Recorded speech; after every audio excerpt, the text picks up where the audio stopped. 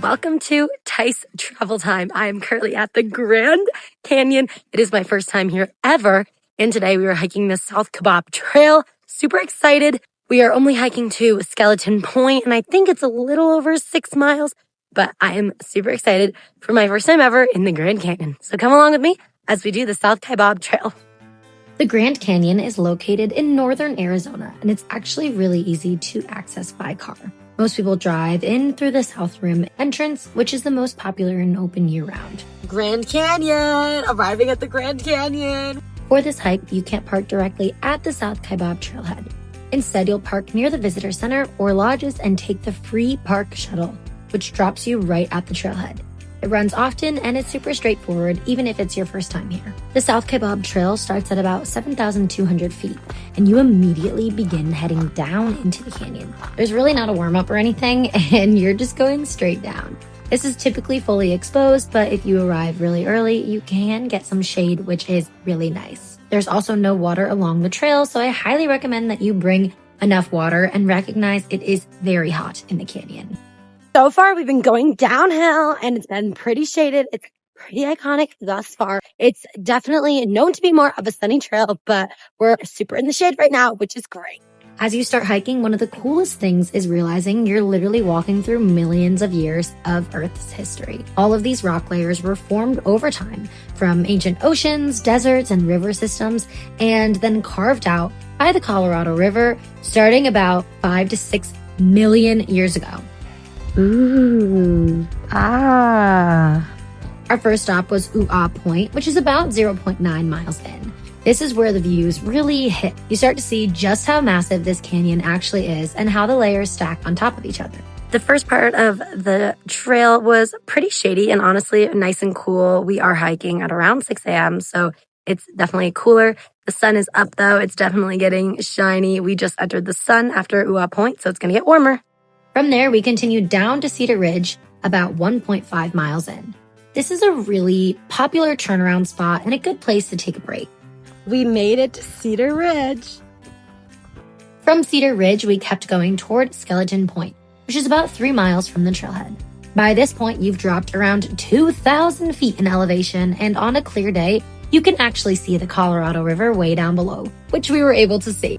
The trail gets steeper from here, and you start to feel the elevation change more.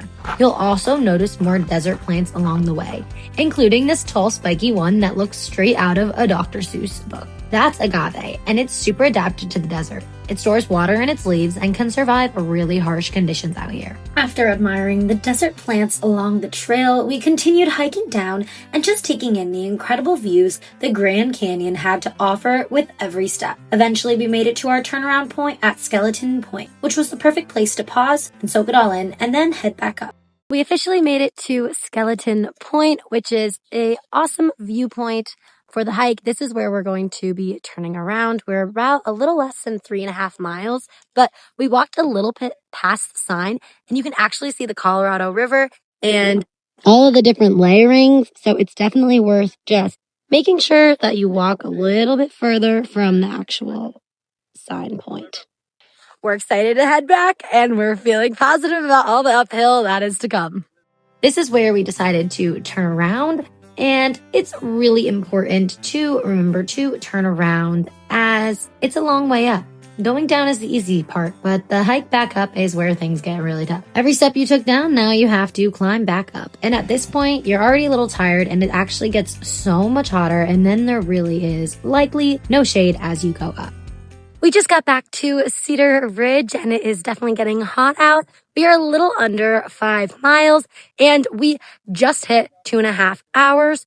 Overall, the hike has felt really good and the uphill is definitely pretty strenuous. So I highly recommend bringing hiking poles. I would say majority of the people we have seen have been using hiking poles and they are a game changer with this hike. I think we have maybe a mile or a mile and a half left, but we are feeling great. I have my headphones in and I'm listening to podcasts and just trying to get into the zone. But we're excited to continue just enjoying the views, the environment, and finishing the hike. As we were climbing back up, you really can feel the elevation change. We dropped about 2,000 feet, and so now we have to gain all of that back. And I wouldn't say it's really technical, but it is steady and steep the entire way. It's not nearly as technical as the Hopi Salt Trail, which also takes you to the Colorado River. This is where pacing matters the most, and I think it's really important to take breaks and remember to drink water and just recognize there's no rush to get to the top. As we got closer to the top, we started to recognize a lot of different sections again, like Ooh Point and those switchbacks at the beginning, which were covered in people. This hike is one of those experiences that is really challenging in the moment, but super worth it afterwards. It really gives you a whole new respect for the canyon and see just how powerful this landscape is. We have officially finished the South Kaibab Trail, and I highly recommend. It's about 9:30, and we have passed so many people going down. We were advised to go early in the day, but it's been pretty busy, so I guess there's people going out all times. We did a little less than 6 miles and about 3 hours and 15 minutes. We went all the way to Skeleton Point and then turned around there. Thank you so much for watching. I hope you enjoyed this video. Make sure to like, comment, and subscribe, and I'll see you in another video.